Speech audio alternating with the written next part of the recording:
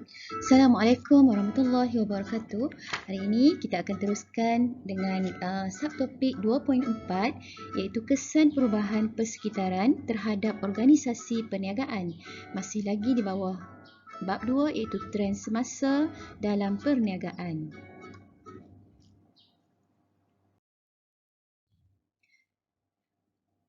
Apakah kesan perubahan persekitaran terhadap organisasi perniagaan?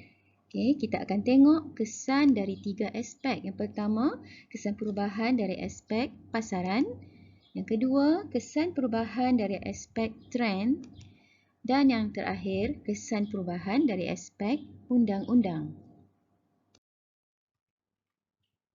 Okey, apakah kesan perubahan dari aspek pasaran?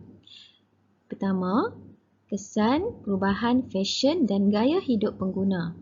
Okey, contohnya, perubahan cara mendapatkan muzik kegemaran.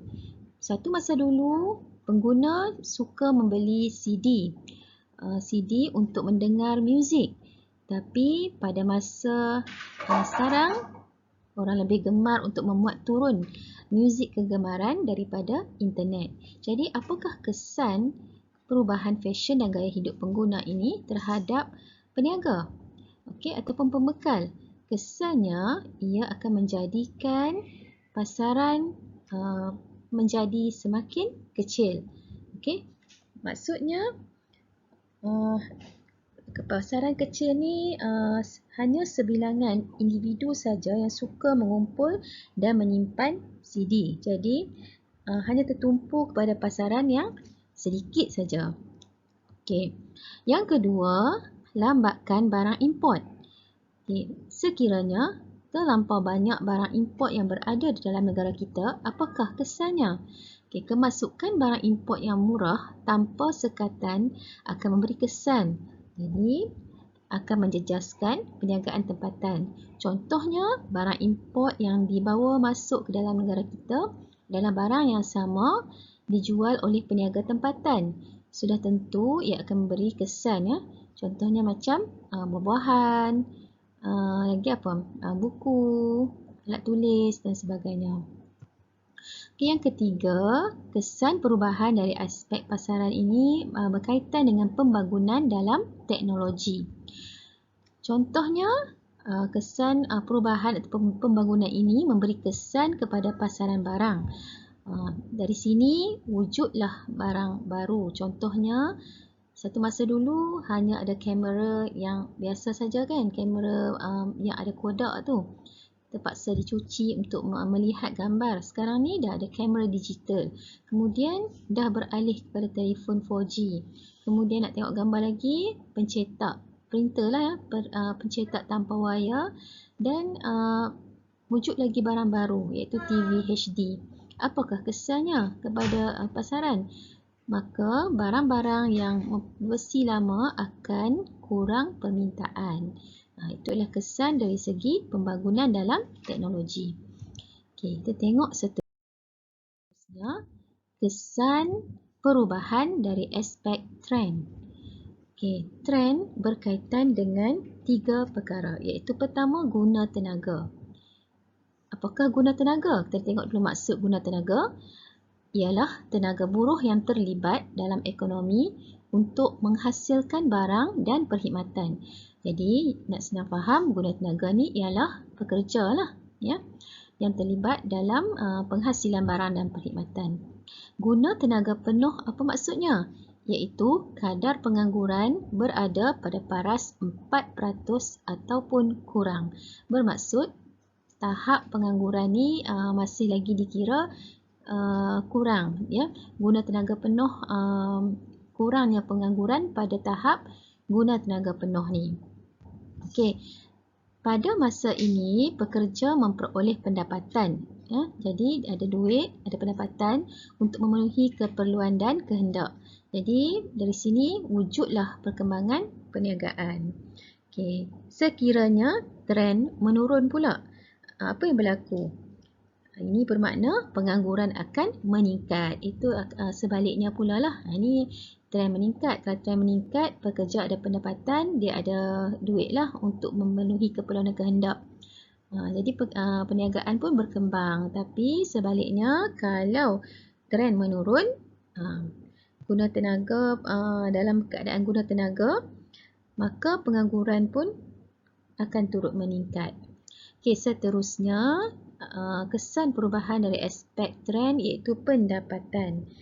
Pendapatan bermaksud jumlah nilai pendapatan yang diterima oleh individu dalam satu jangka masa tertentu. Biasanya dalam tempoh 1 tahun. Okey, itulah pendapatan persendirian. Jika pendapatan boleh guna masyarakat meningkat, apa kesannya? Kesan perbelanjaan masyarakat juga akan turut meningkat. Jadi kesan kepada negara ialah pertumbuhan ekonomi akan semakin rancak dan berkembang. Itu kesan kepada pendapatan individu. Yang ketiga ialah pertumbuhan ekonomi. Okey. Apakah kesan dari segi pertumbuhan ekonomi ni? Sekiranya trend ekonomi berkembang dengan baik, maka ia akan memberi kesan yang positif kepada perniagaan.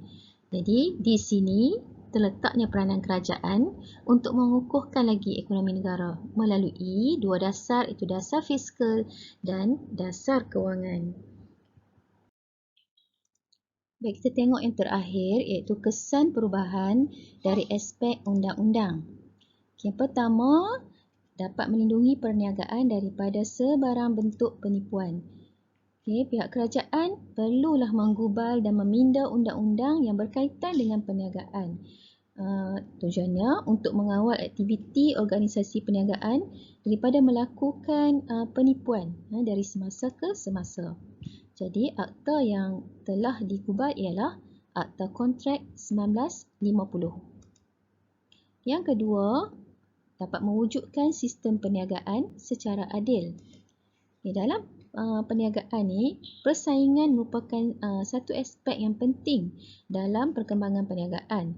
Jadi, perlu wujud peruntukan undang-undang membolehkan sesebuah perniagaan mendapat hak dalam menjalankan perniagaan secara adil dan juga sihat. Di akta yang diwujudkan ialah Akta Persaingan 2010. Dan terakhir sekali, dapat melindungi hak semua pihak di dalam perniagaan, penjual, pembeli ataupun pembekal. Jadi tujuannya untuk mengelakkan berlaku unsur peniruan dan mengambil hak cipta atau menggunakan hak paten perniagaan lain. Okey, kita tengok. Ini ialah akta yang telah digubal iaitu Akta Hak Cipta 1987. Okey, tengok istilah perniagaan, apakah maksud paten? Paten ialah satu hak eksklusif yang dianugerahkan oleh pihak kerajaan untuk suatu reka cipta baru, iaitu satu produk atau satu proses. Jadi, perlindungan paten ni tempoh masa dia ialah 20 tahun dari tarikh pemfailan. Okey. Paten ni secara ringkasnya merujuk kepada ciptaan baru ataupun inovasi kepada produk yang sedia ada. Contoh kalau produk tu dah memang dah ada tapi dibuat modification, modify lain supaya lebih baik, lebih bermutu.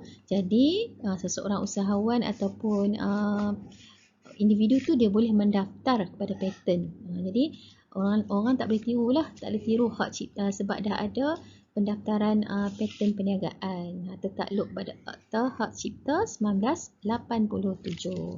Okey, sampai di sini. Nanti kita akan sambung.